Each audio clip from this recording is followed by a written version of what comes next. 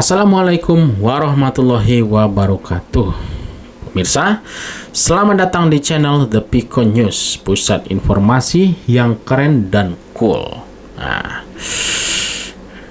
kali ini saya ingin membagikan informasi yang berisi solusi jika Anda tidak kuat bayar rumah yang Anda cicil. Solusinya bagaimana? Nah, tapi mudah-mudahan kuat ya. Mudah-mudahan tidak ada yang namanya tidak kuat bayar cicilan rumah di KPR.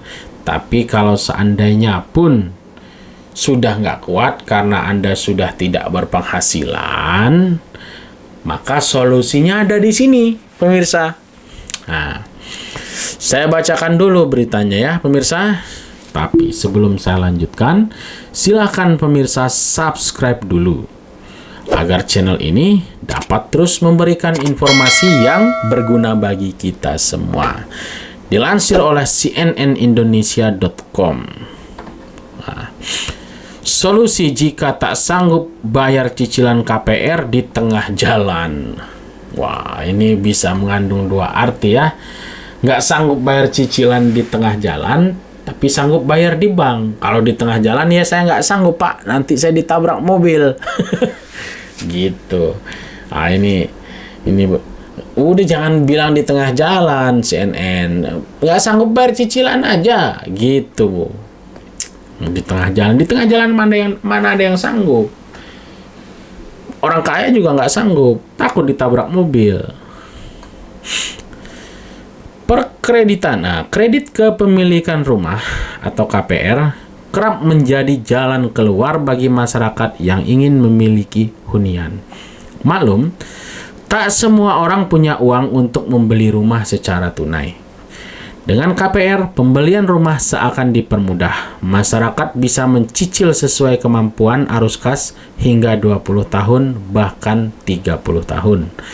Namun jangan lupa, membeli secara KPR berarti ada bunga yang harus dibayar ke bank. Jika ditotal, dana yang dikeluarkan akan lebih besar jika menggunakan skema KPR dibandingkan membayar secara tunai. Namun hal itu seharusnya tak menjadi soal jika masyarakat sudah benar-benar mempertimbangkan dan menghitung arus kas dalam jangka panjang. Hanya saja, masyarakat juga harus bersiap jika ada kondisi darurat yang tak pernah terbayangkan sebelumnya, contohnya pandemi COVID-19. Banyak masyarakat yang terkena PHK hingga usaha terganggu karena daya beli anjlok. Hal ini membuat arus kas nasabah terganggu, sehingga berpotensi tak bisa bayar cicilan. Lantas bagaimana jika masyarakat tak bisa bayar cicilan KPR? Nah, menyerah begitu saja? Menunggu sampai disita oleh bank? Atau negosiasi dengan bank?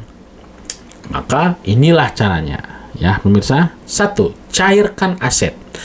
Perencanaan keuangan Perencana Keuangan One Shield mengatakan masyarakat yang kesulitan membayar cicilan KPR sebaiknya mengecek lagi seluruh aset-asetnya. Jika masih punya dana darurat atau aset lain, maka bisa dicairkan terlebih dahulu untuk membayar cicilan KPR. Jadi jika Anda pemirsa punya tabungan emas, punya motor atau mobil yang nggak kepake, alat-alat yang memang Anda simpan nggak Anda pakai, ini aset ya, yang bisa dicairkan, bisa dijual-jual dulu untuk bayar cicilan. Yang kedua, lapor bank. Namun, jika semua dana darurat dan aset sudah habis, sebaiknya langsung menghubungi bank. Hal ini untuk menghindari pembengkakan denda keterlambatan pembayaran cicilan. Sampaikan bukti pendukung, ada masalah pada sumber pemasukan, minta kebijakan dari bank. Nah, jadi sebaiknya kalau sudah habis tadi yang dana-dana darurat, aset-aset emas dan lain-lain, motor yang nggak kepake, ini sudah habis pemirsa, silahkan ngomong ke bank baik-baik.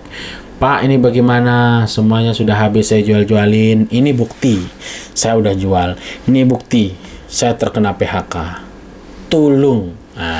Minta tolong kepada bank. Bagaimana solusinya? Kalau kita jujur, mudah-mudahan ada solusinya ya pemirsa. Jangan kucing-kucingan. Selanjutkan. Yang ketiga, restrukturisasi KPR. Restrukturisasi KPR sama dengan ke bank atau CNN. Gimana sih? Ini mah sama, ini kan solusi dari bank gitu loh. Eko menilai jika ada niat dari nasabah untuk mempertahankan rumah itu atau melunasi KPR, maka bank akan membantu. Eko menyarankan nasabah langsung melapor ke bank jika arus kas sudah mulai terganggu. Sebelum tanggal jatuh tempo, bilang ke bank sehingga bank ada persiapan juga. Wah, ini panjang beritanya ya pemirsa. Nanti saya akan copy semua ini di deskripsi. Cuman saya singkat-singkat aja bacanya. Yang keempat, lelang rumah.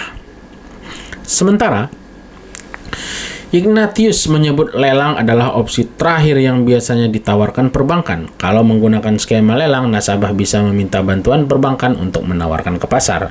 Namanya lelang sukarela, nasabah bisa jual, misalnya harga rumah 500, bisa laku 600, sisa utang nasabah 300, nasabah hanya cukup bayar 300, sisanya 300 juga lagi hak nasabah, jelas Ignatius.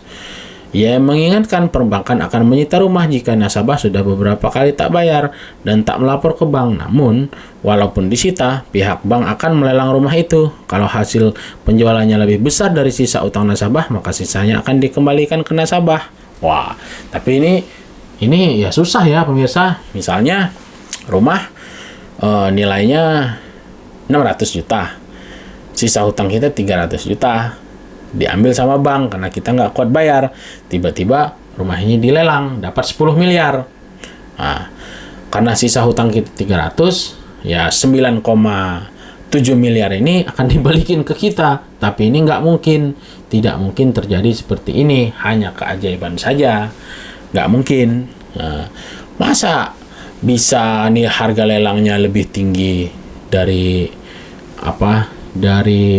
dari nilai barang? Ya nggak mungkin lah, kecuali ada ya orang yang punya uang banyak tapi sedikit bodoh gitu ya pemirsa, mau beli barang lelangan dengan harga yang mahal gitu, kayak nggak ada lagi barang yang dilelang.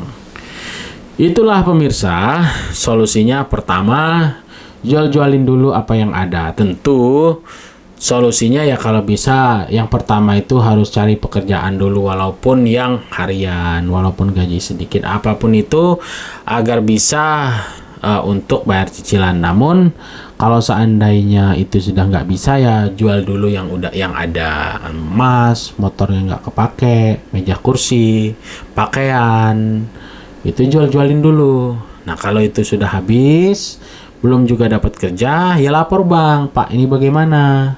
Nah nanti kata bank, ya udah Bapak bisa nyicil berapa? Cicilan kan 1 juta, tapi saya bisa nyicil 50.000. Oh ya udah Pak, kalau gitu diperpanjang aja nih 1000 tahun. Kalau saya sih oke-oke aja. Kalau bisa cicilan itu 1000 tahun ya pemirsa. Tapi kan mungkin nggak boleh sama bank. Tapi kalau nggak ada solusi, ya terpaksa lelang aja rumah. Mudah-mudahan rumah kita yang nilainya 200 juta dilelang dapat 2 miliar. Sisanya 1,98 M bisa buat modal usaha. Tapi itu nggak mungkin. Jadi itulah pemirsa berita yang bisa saya sampaikan kali ini. Mudah-mudahan ada manfaatnya.